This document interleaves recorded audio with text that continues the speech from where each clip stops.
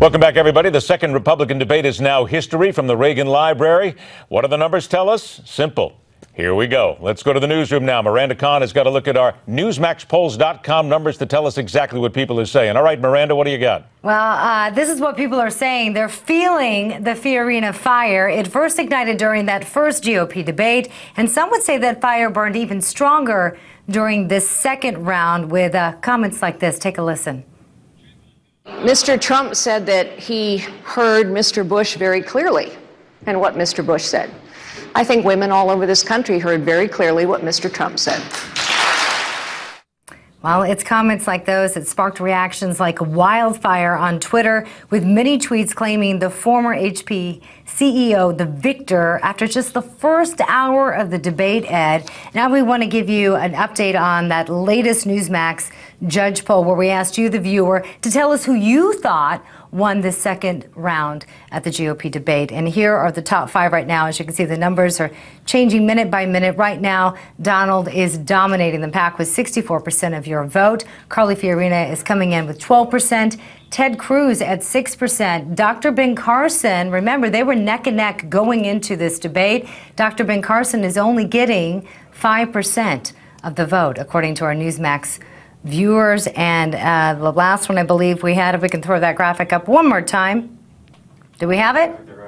I believe we had Marco Rubio up there. Yes, he had 3% of the vote. So that's the very latest right now. We'll, of course, update you on that. And you can still vote, so be sure to go to Newsmax Judge Poll to cast your vote right now. Back to you, Ed. All right, Miranda, thanks a lot. Those numbers are going to change all night. And Dr. Ben Carson is the one who came in with a tremendous amount of impetus, if you will. He had a tremendous amount of growth, a tremendous amount of push in the numbers, and people were saying basically that Dr. Ben Carson was coming in and might be the guy to basically go ahead and take a shot at Donald Trump. Speaking of Dr. Ben Carson, he was the one that a lot of people focused on tonight. We're going to focus on him right now.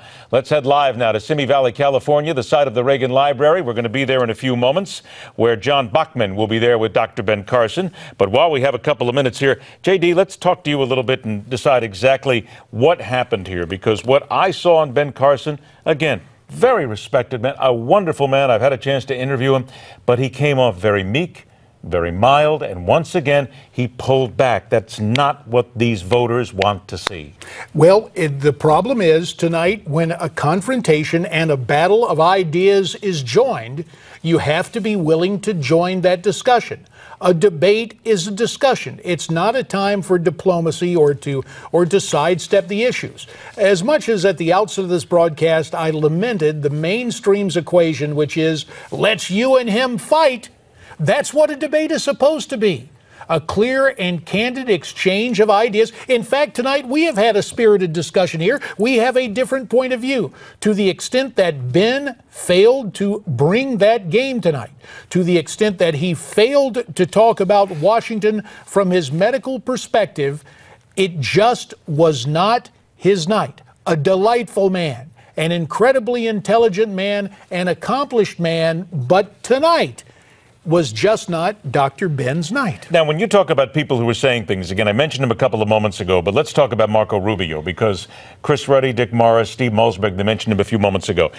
Marco Rubio got two of the biggest rounds of applause on the night when he talked about the modernization of the system, the immigration system, and when he talked about national security.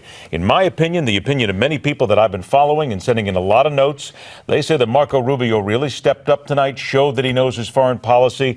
Of course, there were a couple shots taken there about how many votes he's missed. I think he's missed 8.3% of the votes, actually, in the Senate. He leads in that point at this time. He is the absentee senator. He is the absentee senator. His people come back and say that's because his family is back in Florida. Whatever it is, he still leads. He's got to own that.